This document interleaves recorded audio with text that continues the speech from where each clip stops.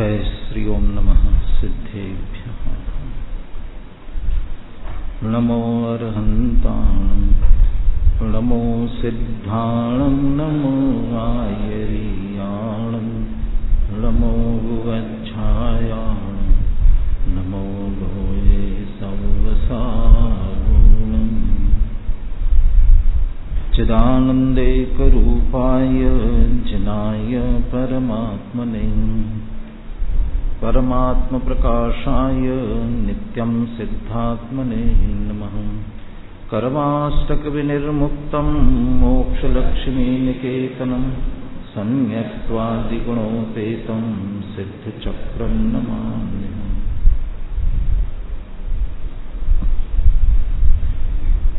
आचार्य कल्प पंडित तोडरमल जी ने पंच परमेष्ठी के स्वरूप की चर्चा करते हुए अरहंत परमेष्ठी के स्वरूप का क्या करते हैं, अवलोकन करते हैं कि विचार करते हैं, और सिद्ध परमेष्ठी की चर्चा की तब सिद्ध परमेष्ठी के स्वरूप को ध्याते हैं। यानी सिद्ध परमेष्ठी का स्वरूप चर्चा का विषय नहीं है, विचार का विषय नहीं है, ध्यान का विषय है। सिद्ध दशा के नीचे और कोई भी उससे उत्कृष्ट सर्वोत्कृष्ट दशा ही है। साथ साथ में कोई न कोई संयोग है, चार आघाती कर्म है, देह है, और जब देह सहित होंगे तो कहीं न कहीं रहेंगे, भले ही समोशरण में रहे, चाहे गंधकुटी पर रहे, निर्लिप्त रहे उससे, लेकिन कहीं न कहीं रहेंगे। कोई न कोई संयोग भी निश्चित रूप से बाहर रहता है। तो इस सब का हम अवलोकन कर सकते हैं, विचार कर सकते हैं, लेकिन सचमुच ध्यान के योग्य सिद्ध भगवान है। अमृतचंद्राचार्य ने भी समय सार के मंगलाचरण वाली पहली गाथा की टीका में और उसी का भाव देते हुए तोडरमल जी ने भी लिखा, अपना स्वरूप दर्शाने के लिए जो प्रतिबिंब समान है, सिद्ध भगवान के लिए कहा। कैसे है सिद्ध भगवान? अपना स्वरूप दिखाने के लिए जो प्रतिबिंब समान है।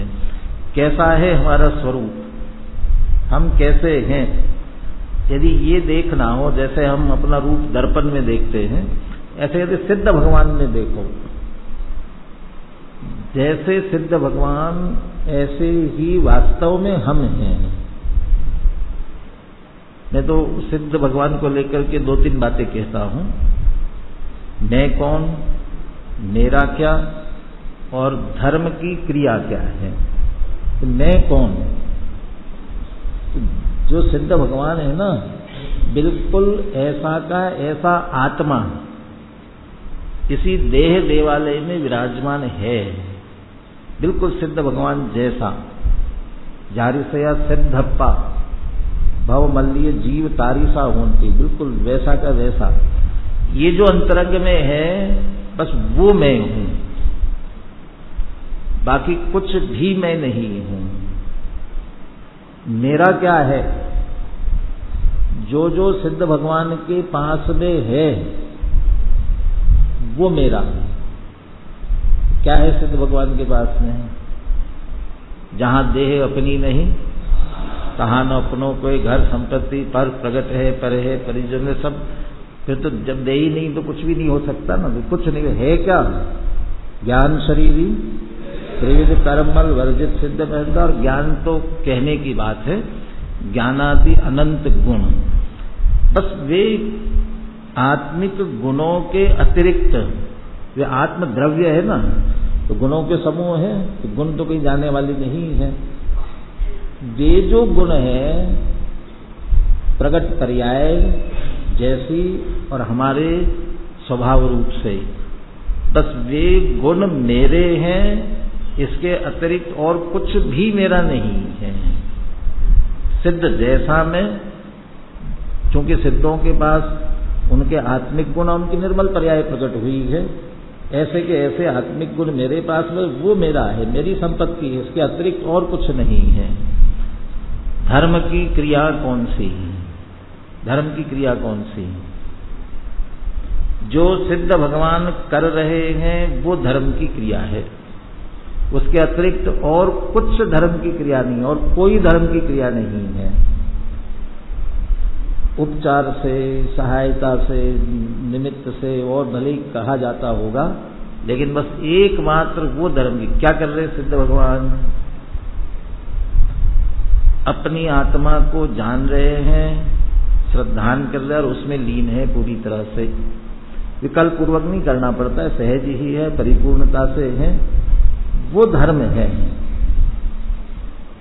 अरहंत अवस्था में तीर्थंकर देव दिव्य ध्वनि से उपदेश देते हैं, वो भी धर्म की क्रिया नहीं है।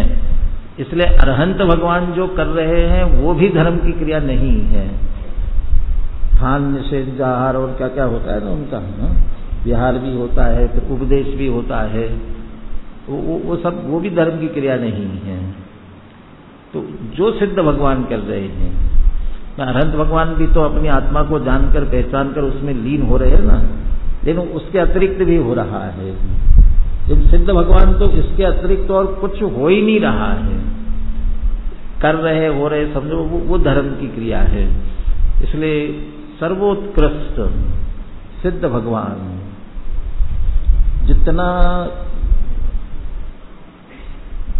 अपने लिए आत्महित, आत्म कल्याण के लिए ये जो मैं कौन हूं, मेरा स्वरूप क्या है, मैं भगवान कैसे बन सकता हूं, तो आत्मा परमात्मा का चिंतन क्या होना चाहिए? आत्मा और परमात्मा का चिंतन होना चाहिए। आत्मा परमात्मा, वो आत्मा परमात्मा में वो परमात्मा सिद्ध ही होने चाहिए, अरहंत नहीं। क्योंकि अरहंत भगवान में फिर देह है, वो पूरी तरह से अमूर्तिक चैतन्य में अभी नहीं हुए, अभी अभी देह सहित है, चार घाती कर्म विशेष है। इसे बिल्कुल सिद्ध से जुड़ करके सिद्ध भगवान जैसे परमात्मा रूप में अपना सिद्ध भगवान का चिंतन निरंतर चलना चाहिए। पूजन का कार्य हृदय का कार्य है, भाव का कार्य है, भावात्मक रूप से ही होना चाहिए। स्वाध्याय का कार्य बुद्धि का कार्य है, ज्ञान का कार्य है। यहाँ ज्ञान, स्वाध्याय में ज्ञान की मुख्यता होनी चाहिए, इसमें भावुकता का काम नहीं है। भक्ति में, पूजा में बुद्धि को हावी नहीं होने देना चाहिए। तर्क वितर्क समन्वय आचार्य आदि ने किया है, बहुत बहुमान पूर्वक किया है, उनके अंदर में बहुमान है, लेकिन उसके बावजूद भी एक हृदय में बहुमान का भाव, पूजन भक्ति स्तुति करते समय चाहे जितने तर्क वितर्क चित्त में आवे, लेकिन उसके साथ वो सारा तर्क वितर्क का चिंतन इतना मात्र, ये सारा तत्व ज्ञान आपके द्वारा हमें प्राप्त हुआ है, इसलिए ये सारी आपकी महिमा है, और इतना सा बहुमान जिनेन्द्र भगवान का हमें आता है तो बस वो भक्ति हो जाती है, स्तुति हो जाती है। और यहां तर्क वितर्क करते हुए हम अपनी बुद्धि का प्रयोग न करें और भावा वाक्यम प्रमाणम कहकर नहीं, साहब भगवान ने कहा है तो हमको तो मानना पड़ेगा। यहां यदि उनके उसमें बह गए, आपकी बुद्धि पर भक्ति हावी, यदि भगवान ने कहा है इसलिए तो मानना पड़ेगा, कि नहीं भगवान ने कहा नहीं मानूंगा मैं, तब मानूंगा जब मेरी बुद्धि स्वीकार करेगी। मेरी बुद्धि में ऐसा ही स्वीकार होना चाहिए, ऐसा ही मुझे भाषित होना चाहिए। इसलिए तो अमृतचंद्र आचार्य ने स्वानुभव से प्रमाण करने के लिए कहा, चले वह सब पर अपर गुरु के उपदेश से मिलेगा, आगम के सेवन से मिलेगा, सब मिलेगा, लेकिन प्रमाणित करना है स्वानुभव से। स्वानुभव से प्रमाण किए बिना स्वीकार नहीं करना है। प्रमाण भी प्रामाण्य होने पर प्रमाण होता है, प्रमाण भी प्रामाण्य होने पर प्रमाण होता है। प्रामाण्य क्या होता है? प्रतिभात विषय अव्यभिचारित्वम। तो जो मैंने जाना, मैंने निर्णय किया, वो बिल्कुल निर्दोष है। जैसा मैंने जाना बिल्कुल ऐसा है।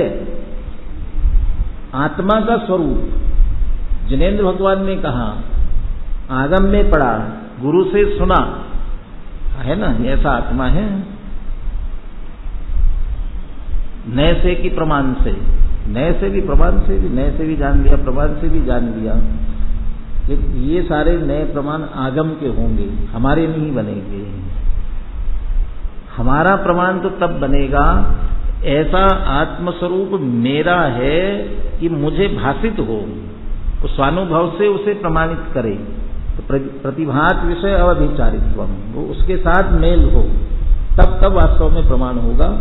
तो सिद्ध भगवान के ऊपर पूजन करते समय हम उनकी गुणों की महिमा, उनके प्रति बहुमान का भाव हमारे चित्त में विशेष रूप से आना चाहिए। और अब अपन तर्क वितर्क करें, चिंतन करें, मनन करें, उस पर बहुत करें। यहाँ अकेला जैसा कहा वैसा न माने, ये स्वाध्याय पूजन के रूप में उसे अंतर के रूप में मान सकते हैं, स्वीकार कर सकते हैं। हरि कथा अनंत, हरि अनंता, हरि कथा अनंता। सिद्ध भगवान हमारे हरि वे तो अनंत है ही, इसलिए उनकी कथा भी जितनी की जाए वह भी अपने आप में अनंत है। लेकिन क्या करें, हम सभी कम वक्त है, सब अपने पास में वक्त कहाँ ज्यादा है। अत्थो नत्थि सुईनम कालो थो वयं च दुम्नेहा। दूसरी पूजा की चर्चा अपन प्रारंभ करते हैं। दूसरी पूजा के अष्टक के छंद भी बहुत मार्मिक है। ये लिया क्या? चलिए स्थापना का छंद देखते हैं। जिन मंदिर में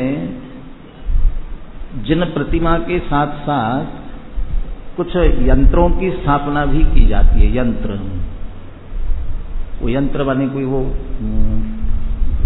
कल कारखाने वैसे यंत्रों की बात नहीं है, संक्षिप्त रचना उसको यंत्र कहा जाता है। उनमें विनायक यंत्र प्रमुख होता है, मुख्य रूप से विनायक यंत्र प्रत्येक जन मंदिर में आवश्यक रूप से होता है, विनायक यंत्र। उसके साथ साथ में सिद्ध यंत्र भी होता है। फिर तो और बहुत सारे हैं, बोधि समाधि यंत्र है, 10 लक्षण का भी यंत्र होता है, बाकी बहुत सारे यंत्र हो सकते हैं। अभी वो विनायक यंत्र के साथ साथ में दूसरा सिद्ध यंत्र, ये भी मंदिर में, यहाँ भी अपन देखने जाएंगे तो अपने बहुत सारे यंत्र है अपने भगवान के साथ साथ में।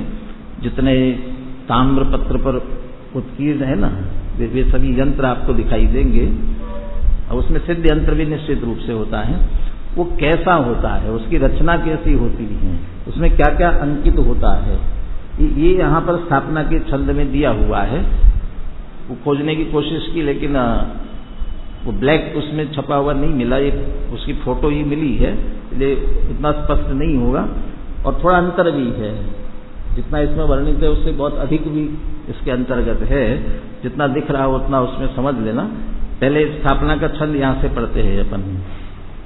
आज जो सुबह पढ़ रहे थे ना, बहुत गलत पढ़ रहे थे, इसलिए सावधानी से, ध्यान से ये निकालिए। चाहे पहली पूजा में से चौगो या दूसरी, 8 पूजाओं में स्थापना का छंद एक ही रखा है।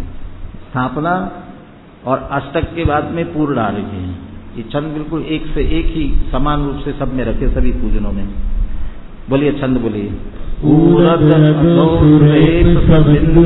कार विराजे अकारादि स्वर नृत्य कर्णिका सुछाजे मगण पूरित असुदल अम्बुज तत्व संदिध अग्रभाग में मंत्र अनाहत सोहत अतिवर पुण्यंत ही नहीं बेड़ो परम सुर ध्यावत हरिनाग कोम केर हरिसम पूजन निमित्त सिद्ध चक्र मंगल करो। कुछ बीजाक्षर है अपने मंत्रों में जिनका प्रयोग किया जाता है। ओम, ह्रीम, अरहम, अपन जितने भी मंत्र बोलते हैं ना, दादा के बहुत बार आपने सुना होगा सिद्ध चक्र विधान के संदर्भ में भी वो कहते हैं मैं सिद्ध चक्र विधान सैकड़ों करवाए हैं और इसकी सब ओम ह्रीम मुझे याद थी। याद थी मतलब याद वो विषय के हिसाब से बराबर ध्यान में आता जाता था, तो मैं ओम ह्रीम बिना पुस्तक देके भी बोल लेता था। तो ओम ह्रीम क्यों बोलते हैं? क्योंकि वो कोई भी मंत्र होगा ना वो प्रारंभ ओम ह्रीम, ओम ह्रीम यहां से प्रारंभ करेंगे और उसमें ह्रीम शब्द है वो बीजाक्षर है। पंच परमेष्ठी के साथ नमोकार मंत्र और इसे और विशेष मंत्र के रूप में जब परिवर्तित करते हैं तो उसमें राम, ह्रीम, ह्रूम, रौम, र ऐसे ऐसे शब्द होते हैं उसके माने ये सब बीजाक्षर के रूप में हैं। ओम ह्राम नमो अरहंताणम, ओम ह्रीम नमो सिद्धाणम, ओम ह्रूम नमो आईर्याणम, ओम ह्रौम नमो वज्जायाणम, ओम र नमो लोये सव्वसाहूनम। ये बीच बीच में ये बीजाक्षर जुड़ते हैं ऐसे। क्या बीजाक्षरों के अर्थ क्या है? बहुत से विद्वानों से पूछा इसका अर्थ क्या है। सब मंत्र शास्त्र वाले और सभी ये कहते हैं मंत्र में प्रयुक्त बीजाक्षरों का अर्थ नहीं किया जाता है, कोई अर्थ उसमें से निकालने की कोशिश नहीं करता है। ये मंत्र है और मंत्र के रूप में उसे लेना। फिर भी रीम में से 24 तीर्थंकर निकाल लेते हैं रीम में, और आजकल वो रीम बना करके उसमें 24 तीर्थंकर की स्थापना भी कर लेते हैं। ह और र के आधार से उसमें से निकाल लेते हैं। और ह और र में से निकाल रहे हैं तो राम, रीम, ह्रूम, रौ, रह वो सब में ह और र आ ही रहा है, सब में से निकल सकता है। ये आ ई का प्रयोग क्यों किया ये मंत्र शास्त्र वाले वो जाने, उनका प्रभाव भी अलग अलग होता है, अलग का राम, रीम हर एक का बोलने का। अब उसमें न तो मंत्र की साधना करनी है अपने को, न उसमें अधिक विस्तार में जाना है। यहां भी जो सिद्ध यंत्र बनता है उसके बीच में रम लिखा होता है, रम। और वो जो रम बीजाक्षर है, अभी तो रम हमने बोल दिया लेकिन उच्चारण करना कठिन है बहुत। क्या कठिन है? उच्चारण रम कर तो दिया आपने, लेकिन कठिन इसलिए है वो रम ह लिखा जाता है ह, और ह में जैसे प्रकाश प करके आपने प्र करने के लिए एक डंडा बीच में ऐसा खींचते हैं ना, ऐसे रीम करने के लिए भी ह करके क्या किया, ये डंडा खींचा ना, वो रेफ है, र का उच्चारण है वो, इसलिए वो र हुआ। लेकिन ये जो रम लिखा जाता है इसमें ये र, ये तो प्र वाला ये तो खिंचता ही है, लेकिन इसके साथ साथ में अरहम लिखोगे ना, अरह, तो वो जो ह के ऊपर रेफ आता है वो भी लिखा जाता है। अब उसका उच्चारण करो। ह में ऐसा डंडा खींचा तो र हमने बोल दिया। अब उसके ऊपर पहले जो र का उच्चारण अरहम में किया जाता है, र वो रेफ भी ऊपर है, कैसे उच्चारण करेंगे? तो इसलिए रम ही बोलते हैं, तो र ह और हर भी उसमें आना चाहिए। ये रम बीच में लिखा जाता है, उसके लिए कहा ऊरद अदो सुरेफ। ऊरद ऊपर भी रेफ है और अधो भी रेफ है ह में।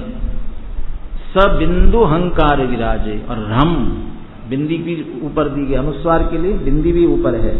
ऊरद अदो सुरेफ स बिंदु हंकार विराजे, ह वहां पर विराजमान है बीचों बीच में, तो रम बीज स्थापित किया गया बीच में। और फिर क्या किया? अकारादि स्वर लिप्त कर्णिका अंतसु छाजई। कर्णिकाएं बनाई, ऐसे निकाली उसमें से, और वो निकाली है 8। नीचे लिखा है वर्गणि पूरत वसुदल अंबुज तत्व संधिधर। कर्णिका बनाई और उसमें 8 दल का कमल बनाया गया, तो 8 पंखुड़ियां उसमें से निकाली गई, और उन 8 पंखुड़ियों में आकार आदि स्वर और वर्ग लिखे गए हैं। कर्णिका अंत में चारों तरफ में ये जो प्रारंभ में दिए ना 7, 8, 9, 10, 11, 12, पेज नंबर 31 पर 7, 8, 9, 10, 11, 12 और 13 बल्कि 14, कितने हो गए? कितने हो गए? 8 हो गए ना। हाँ, ये 8, और ये जो 8 बनाए गए हैं इनमें 8 वर्ग बनाए गए, जिसमें से पहले में पूरे अकार आदि स्वर है, अ आई उ री री रिल री ए आई ओ औ अम अहा, ये पूरे एक दल में समझ लीजिए। फिर इसके बाद में इसमें थोड़ा ऊपर नीचे हो गया, पहले क वर्ग है, पहले क वर्ग, उसमें छंद में लिखा भी है क वर्ग, मंत्र में गलत हो गया वो, च वर्ग आ गया पहले मंत्र में, तो फिर क वर्ग, फिर च वर्ग, फिर ट वर्ग, फिर त वर्ग, प वर्ग, और य र ल व और श श स, ऐसे 8। तो 8 पंखुड़ियां बनाई गई है, और 8 पंखुड़ियों में एक एक में ये इनकी रचना, ये लिखे गए हैं। उसमें अक्षर भी जो है, अक्षरों को किसने बनाया? किसने बनाया? अक्षरों की रचना किसने की? आई उन रिल रिक ए ओंग आई गोच, कहाँ से निकले? हाँ? और वो डमरू नहीं बजा होगा, उससे पहले नहीं थे क्या? हाँ? कहाँ से आए हैं? हाँ? अरे ये सिद्धो वर्णा समाम्नाया, वो वर्ण ये सभी जो है ये अनादि प्रसिद्ध है, किसी ने बनाए नहीं है। जैसे सिद्ध भगवान अनादि अनंत है, ऐसे ये सभी अकार आदि भी सभी अनादि निधन है, इसलिए इनको स्मरण करते हुए सिद्धों की आराधना की जाती है।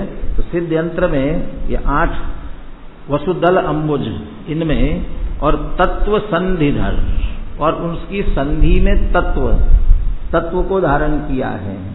तत्व शब्द का यह अर्थ लिया है नमो अरहंताणम, नमो सिद्धाणम, नमो आयर्याणम, ये उसमें लिखा हुआ है। उसको लिखा अंत में, इसमें तत्व जहां जहां वो संधि अंत में जाकर के मिल रही है वहां नमो अरहंताणम आदि लिखा हुआ है।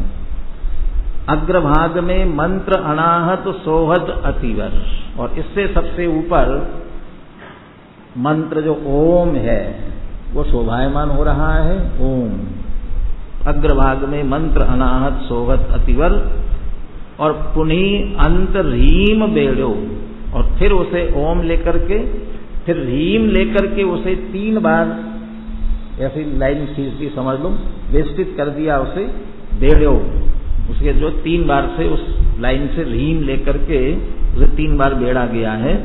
इस तरह से वह सिद्ध यंत्र बना हुआ है। कोड वर्ड समझ लीजिए, तो ये सिद्ध भगवान के लिए कोड वर्ड कर दिया। ये यंत्र जो है सिद्ध भगवान का, ये कोड बना हुआ है, तो समझ लिए सिद्ध है, सिद्धों की रचना है ये। क्यों, कैसे? ये अभी गूढ़ यंत्र है, इसलिए इसमें से बताया नहीं जा सकता है। ऐसा वो बनता है।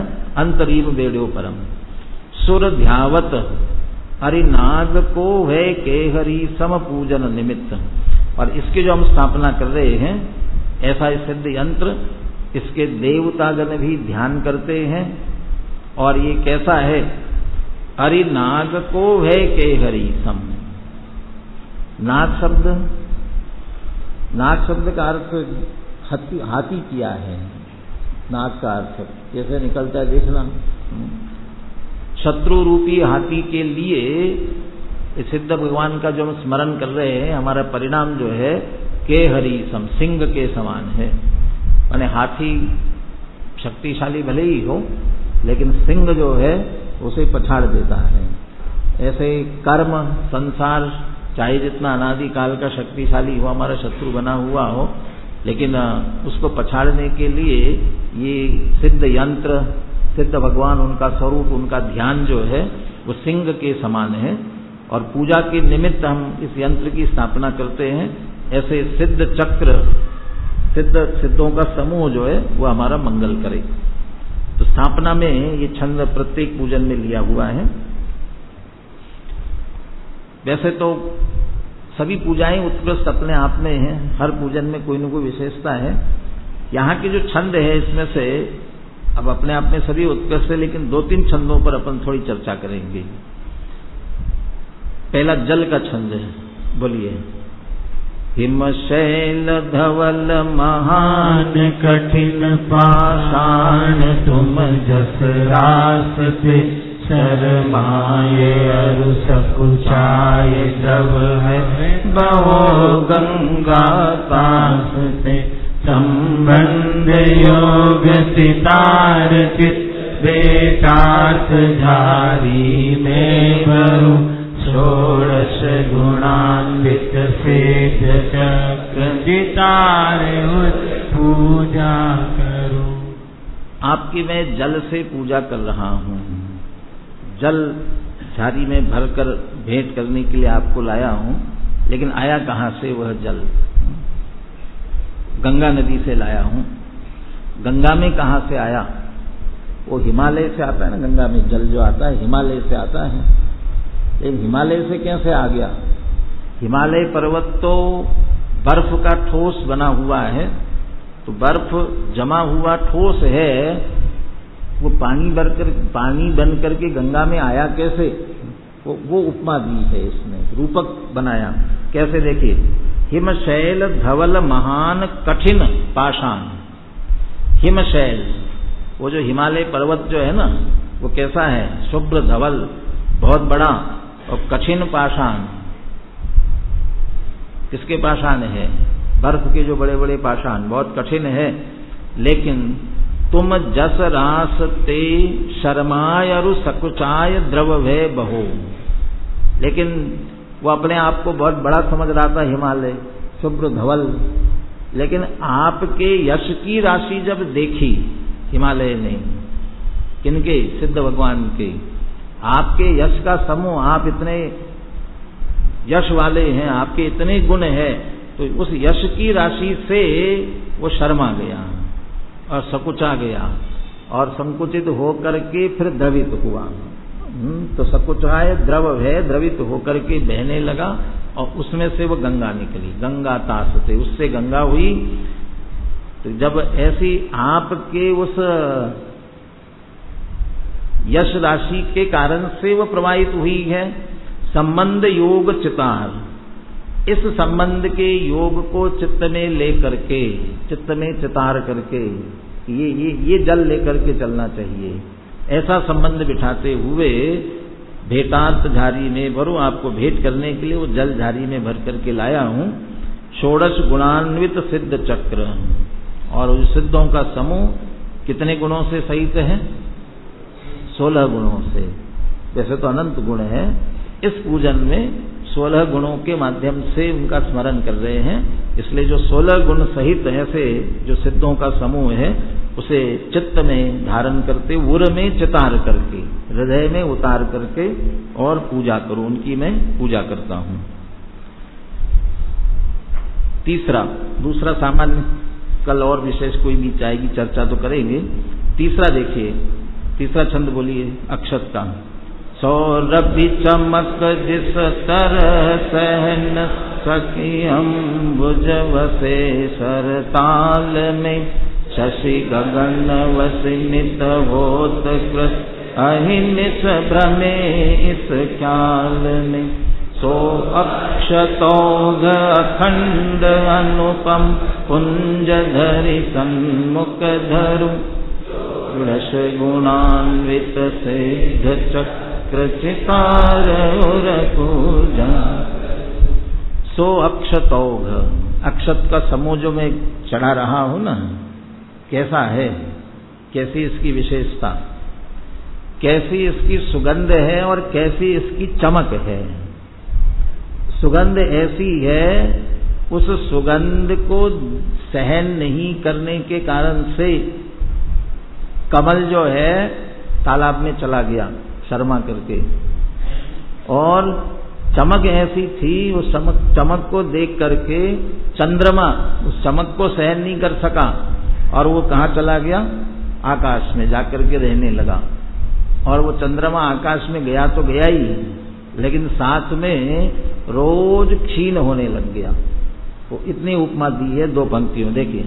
सौरभि चमक जिस तरह सह न सकी, सौरभि सुरभि सुगंधता और चमक जिस तरह से नहीं सह सके, उसमें से सुरभि को लगाना है कमल के साथ, तो अंबुज वसे सरताल में, इसलिए कमल तालाब में जाकर के रहने लगा, वो आपके सामने आने की हिम्मत नहीं करता है। और शशि गगन वसी, और शशि माने चंद्रमा, वो आपकी चमक, वो किसकी, आपकी चमक की बात नहीं हो रही है, वो आपको जो अक्षत चढ़ा रहा हूं उसकी बात हो रही है, वो अक्षत की चमक, उसको सहन नहीं कर सका, तो शशि गगन वसी, चंद्रमा जो है आकाश में जाकर के रहने लगा। और नित होत कृश अहिनिश भ्रमे इस ख्याल में, और रोज कृश हो रहा है अब इस भ्रम में कि कौन चमकदार है, ये अक्षत चढ़ाए जा रहे वो चमकदार है कि चंद्रमा में चमक वाला हूं, इस ख्याल में वो प्रतिदिन जो है कृश होता जा रहा है। ये तो कृष्ण पक्ष वाला होगा चंद्रमा, इसलिए धीरे धीरे धीरे जो है कृश होता जा रहा है। शुक्ल पक्ष वाला होता तो वो कहते कि देखो सिद्ध भगवान को देख करके वो भी प्रसन्न हो रहा है, अब प्रसन्न होने के कारण से धीरे धीरे वो भी रोज क्या है फूलता जा रहा है, सब ऐसे उपमा देते। सो अक्षतों, ऐसे अक्षतों का समूह अखंड है, अनुपम है, उनके पुंज लेकर के आपके सन्मुख में चढ़ा रहा हूं। 16 गुणों सहित ऐसे सिद्धों के समूह को चित्त में लेकर के मैं आपकी पूजा करता हूं। पुष्प सभी बढ़िया है, बोलिए पुष्प वाला छंद भी बोलिए। जग प्रकट काम सुभट विकट कर हट करत जिय घट जगा, तुम शील कटक सुघट निकट सर चाप पटक सुभग भगा, इम पुष्प राशि सुवास तुम ढिग कर सुयश बहुचरु, षोडश गुणान्वित श्वेत चक्र चितार और पूजा करूं। पुष्प कहाँ से लेकर के आए, कवि की कल्पना तो देखो, कहाँ से आए पुष्प। काम बाण कहलाता है ना, काम बाण है ना, किसका बाण है काम, नहीं काम बाण, कामदेव का बाण कौन सा है, पुष्प फूल जो है कामदेव का बाण कहलाता है। तो उसकी बात यहां कर रहे हैं। काम का परिणाम कैसा है, काम का भाव कैसा है।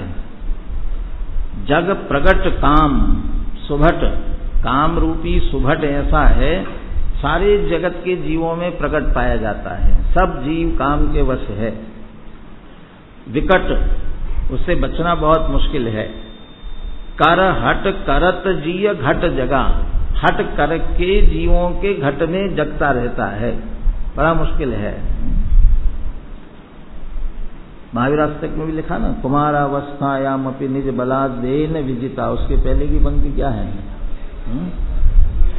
अनिर्वारो द्रेकस त्रिभुवन जयी काम सुभटा, वो यही शब्द लिखे, अनिर्वारो द्रेकस त्रिभुवन जयी काम सुभट। काम सुभट कैसा है, जिसका उद्रेक रोकना मुश्किल है, सारे 3 लोक के संसारी जीव आधीन है उसके, इसलिए त्रिभुवन जयी और इसलिए काम सुभट। तो ये जग प्रगट, सारे जगत के जीवों में प्रगट काम रूपी सुभट, काम का परिणाम, क्योंकि सब में प्रकट हो रहा है ना, इसलिए उसको सुभट कह दिया। विकट कर, और विकटता से होता है, और हट करत जिए घट जगह, हट पूर्वक सबके अंदर में प्रकट होता रहता है। लेकिन तुम शील कटक सुघट निकट, लेकिन जब आपको देखा, आप कैसे हैं कि आपके पास तो शील की सेना है, सैन्यशील की सेना। परिपूर्ण चारित्र कहां प्रकट होता है मालूम है, अन्ना जी की एक पुस्तक है मोक्ष मार्ग की पूर्णता। सम्यक दर्शन चौथे गुणस्थान में पूर्ण हो सकता है, जरूरी नहीं होता है, नहीं तो 7वें में जाके क्षायिक होता है, वहां पूरा होता है। और ज्ञान कहाँ पूर्ण होता है? 13वें में। और चारित्र कहाँ पूर्ण होता है? तो चारित्र भी 13वें में होना चाहिए ना, नहीं होता है। कहाँ होता है? 14वें गुणस्थान में। जब मुनिराज तो 8-10 सहस्र शील धर चिद ब्रह्म में नित रमी रहे, 18,000 शील के धारी होते हैं। और जब वहां सिद्ध दशा प्रकट होती है तब 84 लाख शील के उत्तर गुण, 84 लाख शील के उत्तर गुण पूर्ण प्रकट होते वहां जाकर के। तो जिनके पास 84 लाख शील के उत्तर गुण प्रकट हुए हैं, ऐसे शील की वो सेना देख करके वो काम फिर क्या हो गया, वो घबरा गया। तो उस सुघट के निकट सर चाप पटक सुभग भगा, फिर वो काम किया, अब यहां मेरा नहीं चल सकता है। इसलिए वो जो पुष्प बाण था ना, उसके पास में सर चाप, सर माने बाण और चाप फूलों का जो बाण था, उसके पास में फूल वो पटक करके और भाग गया काम। तो फूल पटक करके भाग गया था ना, ये फूल इकट्ठे हो गए। इसलिए इम पुष्प राशि, ये जो पुष्पों की राशि हुई है, सुवास तुम ढिक कर उनको आपके पास ला करके सुयश बहु उच्चरूं, आपके यश का मैं उच्चारण करता हूँ। 16 गुण सहित ऐसे सिद्ध भगवंतों को हृदय में धार करके मैं पूजा करता हूँ। बिना पढ़े अगले छंद का मैं सामान्य अर्थ करता हूँ।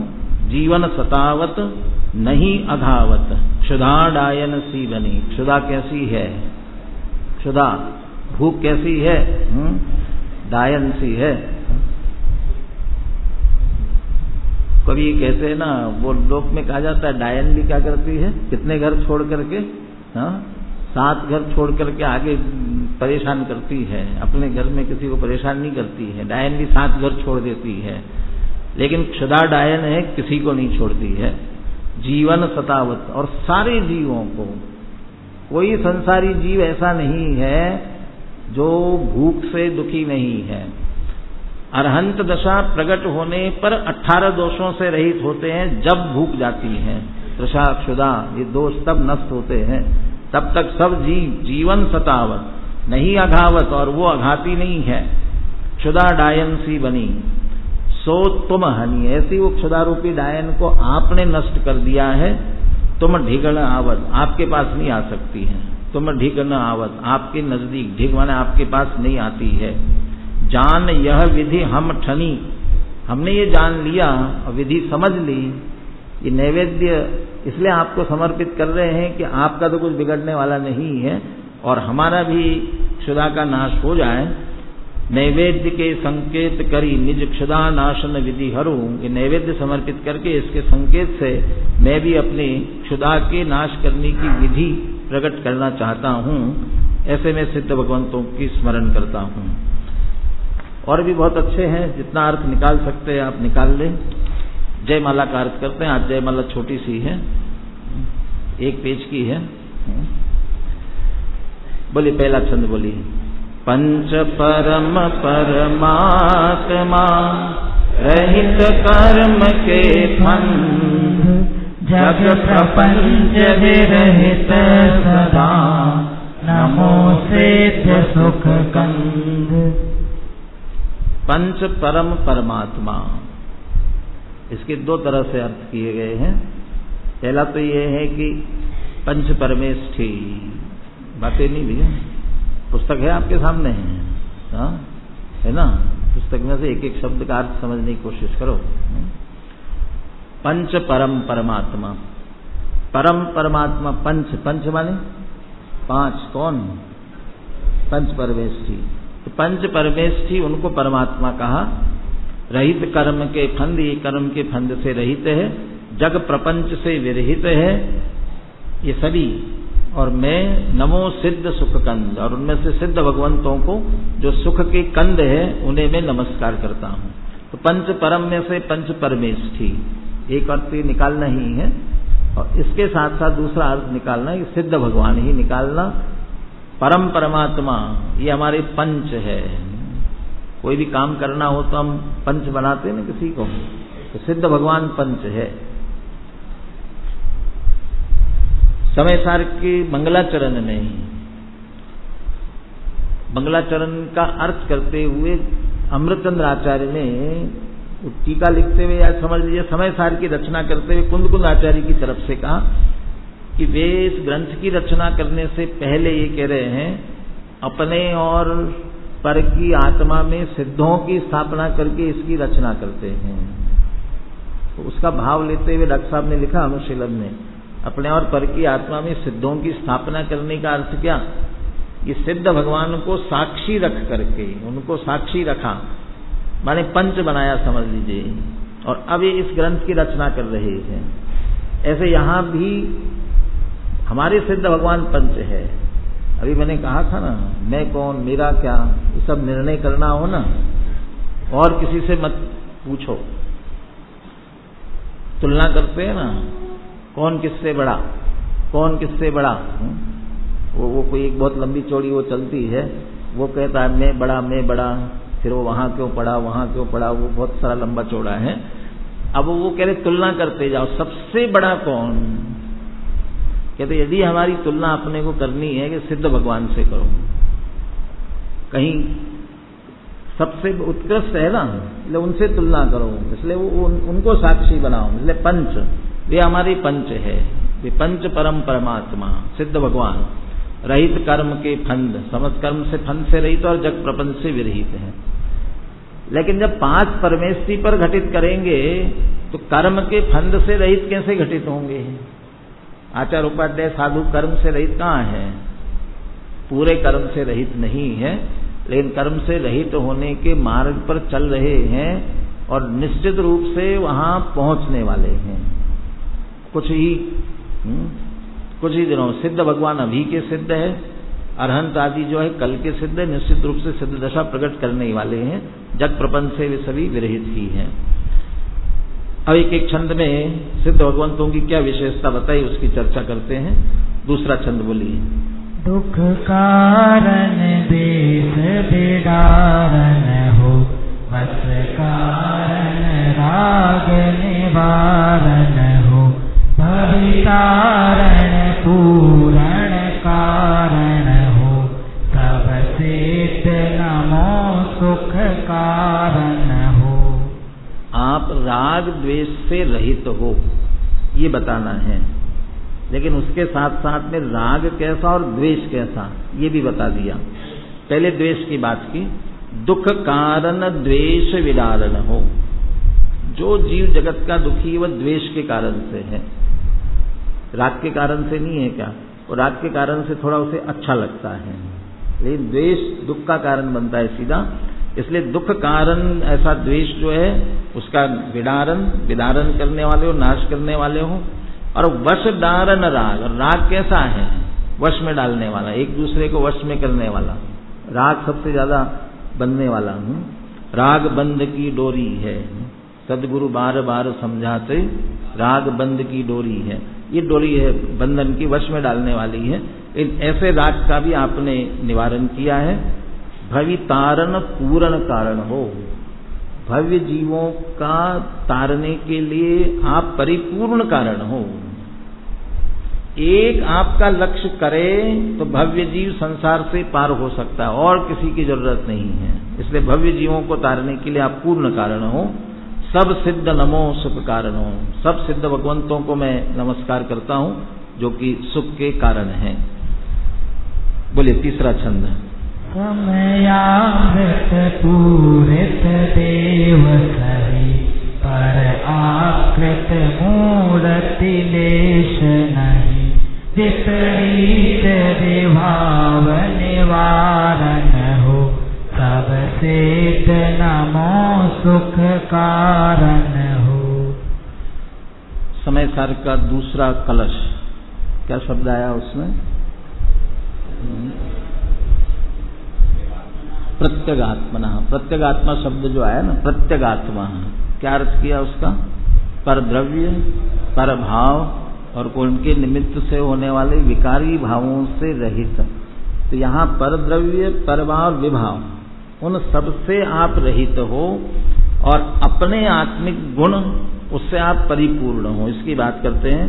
समयामृत पूरित देव सही, समय रूपी अमृत उससे आप परिपूर्ण भरे हुए हो। तो समय क्या कितना हो गया? 8:45 आज का टाइम तो पूरा हो गया अपना, यही समय है ना, यही अमृत है हा? इस समय की बात नहीं है। समय का अर्थ और भी बहुत से होते हैं और अपने अर्थ में भी लिए जाए, जिनवानी भी मत भी अर्थ होता है, 6 द्रव्य भी अर्थ होता है, जीव द्रव्य भी अर्थ होता है। यहाँ एक कोई अर्थ न लेते हुए सीधा शुद्ध आत्मा लेना है। शुद्ध आत्मा समय, उसको ही शुद्ध आत्मा ही अर्थ में लेना। वो शुद्ध आत्मा के अमृत से परिपूर्ण है और पर की आकृति मूर्ति, मूर्तिक पर द्रव्य जो है उसके रंच मात्र आकृति नहीं है, लेश मात्र भी नहीं, पर का लेश भी नहीं है, क्योंकि देह से भी रहित हो गए। अशरीरी सिद्ध भगवान आदर्श तुम्ही मेरे, पर शरीर तो रहा ही नहीं, विपरीत विभाव निवारण हो। जितने विपरीत विभाव थे, विकारी भाव थे, उन सबका भी आपने निवारण कर दिया। ऐसे सब सिद्ध जो सुख के कारण है उनको मैं नमस्कार करता हूँ। बोलिए चौथा छंद। अखिना अभिना अखिना सुपरा अभिदा अखिदा अविनाश भरा यम जाम जरा दुख जारन हो सब सेठ नमो सुख कारण हो। सिद्ध पूजन जो संस्कृत की है उसमें बहुत सारे ऐसे शब्द दिए हुए हैं इसी तरह के। अखिना अविना अचिना अखिना, खिन्न नहीं है, खिन्नता से आप रहित हो, कभी खेद खिन्न नहीं होते। खेद शब्द अलग भी लिया है। अभिना, भिन्नता नहीं है, सब सिद्ध एक से, कोई भिन्नता नहीं है। भले हमने उनमें भिन्नता कर दी है, किस क्षेत्र से हुए, किस काल से हुए, किस गति से हुए, किस लिंग से हुए, ऐसे कुछ भेद डाल दिए हैं, उनमें कोई भेद नहीं। अभिना, अच्छिना, क्षीणता नहीं, अब क्षीण नहीं होने वाली, जैसे परिपूर्णता को प्राप्त हुए हैं उसमें से कुछ कम होने वाला नहीं। अच्छिना, सुपरा, संस्कृत का शब्द है कि अंग्रेजी का शब्द है? हाँ, सुपर हैं आप बिल्कुल। हाँ, सुपरा, पर माने उत्कृष्ट होता है और उसमें और सो विशेषण लगा दिया, तो उत्कृष्ट में भी उत्कृष्ट, इसलिए सर्वोत्कृष्ट सुपरा। अभिदा, भेद से रहित है, अभेद। अखिदा, खेद से रहित, खेद खिन्न। अब खेद और खिन्नता में क्या अंतर होता है देख लेना उसमें से। खेद भी नहीं और खिन्नता भी नहीं है। अविनाश वरा, किसका वरण किया है आपने? अविनाश, अविनाशी पद का वर्ण किया। जो सिद्ध दशा है वह अविनाशी है, अब कभी विनाश को प्राप्त नहीं होने वाली है। और वह दशा भी समय सार के मंगलाचरण में सिद्ध भगवान का ध्रुव विशेषण दिया। बंदित्व सव सिद्धे ध्रुव मचल मनोवम गदिम पत्ते, ध्रुव शब्द दिया। तो ध्रुव का जो अर्थ किया, ध्रुव स्वभाव का अवलंबन करने के कारण से जो पर्याय स्वयं ध्रुव हो गई है। अविनाश वरा, ये अविनाशी कैसे हो गए कि अविनाशी आत्मा का उन्होंने वर्ण किया, इसलिए वो पद भी कैसा हो गया? अविनाशी हो गया। यम जाम जरा दुख जारण हो, 3 प्रकार का दुख है। जल चढ़ाते हुए हम भावना भाते हैं ना, इसलिए जल समर्पित करते हैं। जन्म जरा मृत्यु, यम शब्द से मृत्यु, जाम से जन्म और जरा, तो जन्म जरा और मृत्यु, ये जो दुख है, इस दुख को आप नष्ट, जारन, जलाने वाले हो, नष्ट करने वाले हो, नष्ट कर चुके हो आप, और जो आपके आश्रय में आते हैं उनका भी आप नाश कर देते हैं। ऐसे सब सिद्धों को मैं नमस्कार करता हूँ। बोलिए 5वां छंद। निर्याश्रित स्वाश्रित भाषित हो पर आश्रित भेद विनाशित हो विधि धारण हारन पारन हो सब सिद्ध नमो सुख कारण हो। 3 शब्द का प्रयोग किया, निराश्रित, स्वाश्रित और पर आश्रित विनाशित। सिद्ध भगवान कैसे हैं? निराश्रय है, बेचारों को कोई आश्रय नहीं है, इसलिए निराश्रय है ना, कोई आश्रय। एक अनाथ शब्द का भी प्रयोग करते हैं। जिनेंद्र भगवान है ना, अनाथ है, तो अनाथ है माने बेचारे अनाथ है ना? अनाथ इसलिए है क्योंकि उनका कोई नाथ नहीं है। ऐसे निराश्रित है माने उन्हें किसी के आश्रय की जरूरत नहीं है, किसी के आश्रय, इसलिए निराश्रित। तो किसी के आश्रय की नहीं, कहाँ रहते हैं लेकिन स्वाश्रित है। कोई पूछे, कहते ट्रेन में कहीं हो, पूछे कि साहब खाना चाहिए आपको, कि नहीं चाहिए हमको, तो नहीं चाहिए, ठीक है भाई, अपना अपना खाना ले खाने लगे, बैठे हुए। बाद में अपनी टिफिन निकाला और खाने लग गया। तो सामने वाला के हमने पूछा तो आपने बताया कि नहीं चाहिए, और अब निकाल के क्यों खाने लगे? तो नहीं चाहिए कहा था, तो आपका नहीं चाहिए। क्यों नहीं चाहिए आपका? तो हमारा हमारे पास में है ना, तो हमारा हमारे पास में आपका नहीं चाहिए। तो आपका नहीं चाहिए इसका मतलब हम हमारा भी नहीं खावे, ये कहां से आया? ऐसे निराश्रित है, बिल्कुल किसी का आश्रय नहीं लेते। तो किसी का नहीं लेते कि अपना लेते हैं ना, तो अपना क्यों ले रहे हो? अपना तो लेंगे हम, स्वाश्रित। सिद्ध भगवान बिल्कुल स्वाश्रित है। पर आश्रित खेद विनाश, किसी पर का आश्रय लेना खेद का ही कारण है। वो पर फिर कोई भी हो, भगवान भी हो, पर आश्रय तो खेद का ही कारण है। इसलिए सारे पराश्रय का आपने विनाश कर दिया है। विधि धारण हारण पारण हो। विधि धारण, विधि माने कर्म, कर्म धारण करना। कैसे कर्म का बंद होता है, लेकिन वो जो कर्म बंद हो रहा है ना, कर्म आ रहे हैं, ये आने वाले कर्म को भगाए कैसे, हारण, उसको दूर कैसे किया जाए, उसमें आप पारण हो, आप पारंगत हो। माने कर्म बंद की प्रक्रिया को दूर करने में आप ही पारंगत हो। विधि धारण हारण पारण हो, सब सिद्ध नमो सुख कारण हो। बोलिए छठवां छंद बोलिए।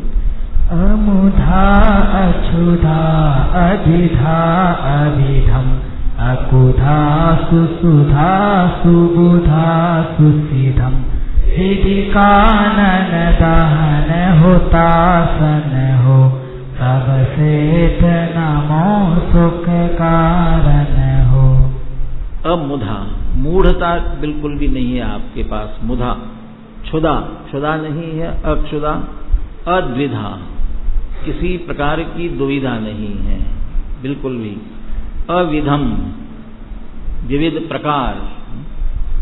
अनंत भगवान में तो बहुत सारे प्रकार कर सकते हैं, सिद्ध भगवान में क्या प्रकार करेंगे? इसलिए कोई विधा विधि विध नहीं है। अकुधा, धा माने बुद्धि, कुमति कहलाती ना, तो कोई भी विपरीत बुद्धि दंश मात्र भी आपके पास नहीं है, बल्कि सुसुधा, परिपूर्ण ज्ञान है आपके पास में। सुबुधा, अमृत, अच्छी तरह से आनंद रूपी अमृत है। और सुबुधा, केवल ज्ञान रूपी बुद्धि है। सुसिद्धम, और ऐसे अनंत गुणों सहित आप अच्छी तरह से सिद्ध हुए हैं, प्रसिद्ध हुए हैं। विधि कानन दहन हुताशन हो। कानन माने वन, जंगल, विधि माने कर्म। कर्म रूपी कानन जंगल को दहन जलाने के लिए आप अग्नि के समान हो। आपने स्वयं अपने कर्मों का नाश किया ही किया है। आपका आश्रय करने वाले दूसरों के भी कर्म नाश में आप निमित्त बनते हैं। ऐसे सब सिद्धों को मैं नमस्कार करता हूँ। बोलिए सातवां छंद। शरणम चरणम वरणम करणम धरणम चरणम मरणम हरणम शरणम भववारिधि तारण हो, सब सिद्ध नमो सुख कारण हो। शरणम चरणम वर्णम करणम, सर्वोत्कृष्ट करने योग्य कार्य क्या है? आपकी चरणों की शरण लेना। शरणम चरणम, चरणों की शरण लेना, यही वर्णम करणम, यही वर माने उत्कृष्ट करना है। धरणम चरणम मरणम हरणम, और आपके चरणों को धारण करना क्या करता है? मरणम हरणम, जन्म मरण का नाश करने वाला है। तरणम, आप स्वयं तिर गए हैं, भववारिधि तारण हो, और संसार समुद्र से पार उतारने वाले, भववारिधि तारण हो। ऐसे सब सिद्धों को मैं नमस्कार करता हूँ। बोलिए। भास त्रास विनाशन हो, दुख रास विनाश हुताशन हो, निज दासन त्रास निवारण हो, सब सेठ नमो सुख कारण हो। भववास, संसार का वास दुखदायक ही है। चार गतियों में कौन सी गति अच्छी है? कौन सी गति अच्छी है? तो चारों गतियां दुखदायक है ना। भववास त्रास, और ये संसार जो दुखदायक है उसके दुख का नाश करने वाले हो। दुख रास विनाश हुताशन हो, दुख की राशि को नष्ट करने के लिए आप अग्नि के समान हुताशन हो। निज दासन त्रास निवारण हो, और जो भी आपके दास है, सिद्ध भगवान के दास क्या काम आएंगे? सिद्ध भगवान के दास क्या काम आएंगे? कदाचित मुनिराज के कोई दास होंगे तो मुनिराज की वैयावृत्ति करेंगे, कुछ तो काम आएंगे। सिद्ध भगवान के दास सिद्ध भगवान के क्या काम आने वाले हैं? कुछ भी काम नहीं आते हैं। उसके बावजूद भी कहते हैं आप उन अपने दास माने उनके भक्तों के सभी त्रास का निवारण करने वाले हो। वे तो कुछ करते नहीं हैं, लेकिन उनका लक्ष्य करके उनके बताए हुए मार्ग पर चलते हैं तो अपने आप त्रास का निवारण होता है। ऐसे सब सिद्ध भगवंतों को मैं नमस्कार करता हूँ। बोले नवा छंद। तुम ध्यावत शाश्वत व्याधि दहे, तुम पूजत ही पद पूज लहे, शरणागत संत उभारण हो, सब सेठ नमो सुख कारण हो। तुम ध्यावत शाश्वत व्याधि दहे, शाश्वत व्याधि, व्याधि माने आधि माने तो शारीरिक रोग होते हैं ना, आधि है ना, क्या आधि माने मानसिक और व्याधि माने शारीरिक। तो शाश्वत व्याधि समझ लो, शरीर मिल रहा है यही शाश्वत व्याधि है, बार बार शरीर की प्राप्ति हो रही है यही शाश्वत व्याधि है, और इसे आपका ध्यान करते ही नष्ट हो जाती है। तुम ध्यावत, आपका ध्यान करते ही शाश्वत व्याधि, अनादिकाल की लगी हुई व्याधि, रोग जो है वह नष्ट हो जाता है। तुम पूजत ही पद पूज लहे, और आपकी पूजा करते ही पूज्य पद की प्राप्ति हो जाती है, स्वयं पूज्य बन जाते हैं। आपकी पूजा करने वाले स्वयं पूज्य हो जाते हैं, माने वो भी पूज्य बनते हैं। सम्यक दृष्टि, ये भी देवता भी उनकी पूजा करते हैं, इसलिए वो भी। तुम पूजत पद पूज लहे, शरणागत संत उभारण हो। संत कवि कहते हैं जो भी आपके शरण में आते हैं उन सब का आप उद्धार करने वाले हो। सब सिद्ध नमो सुख कारण हो। अंतिम दोहा बोलिए।